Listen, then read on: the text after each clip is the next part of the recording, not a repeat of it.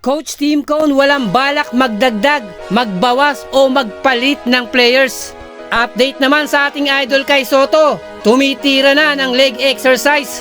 Kumusta po mga kasolid? Sa kabila nga po ng sunod-sunod na talo ng ating Gilas Pilipinas, pinanindigan pa rin ni Coach Tim Cone na hindi siya magpapalit o magbabawas ng kanyang mga players.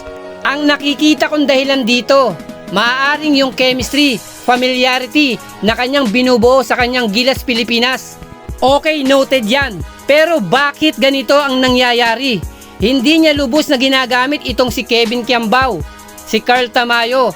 Nabiruin mo, nagdo-double-double to sa KBL ng Korea. And consider na main man to ng kanilang mga kupunan. Bakit ganun na lang na hindi bigyan tiwala ni Coach Tim Cone yung dalawang batang to? Kailan niya pa ito i-develop pag nagkaroon na ng edad to at mabagal na? Kaya ganun na lang kadali basahin ng mga kalaban nating kupunan yung mga plays na gagawin ni Coach Tim Cone. Dahil iilan players lang ang kanyang pinaiikot na dapat ito gawan ng paraan o bigyan ng pagkakataon yung mga batang players na to. At isa pa tong si Mason Amos. Matagal nang naglalaro to under Coach Tim Cone sa Gilas Pilipinas. Pero nakita ko lang yatang ipasok to nung tune-up game sa Qatar at nagkalat pa. Pinakikita lamang po nito na walang kumpiyansa yung kanyang player.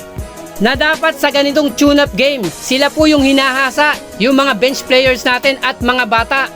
Dapat maalarma na si Coach Tim Cone sa mga bagay nito.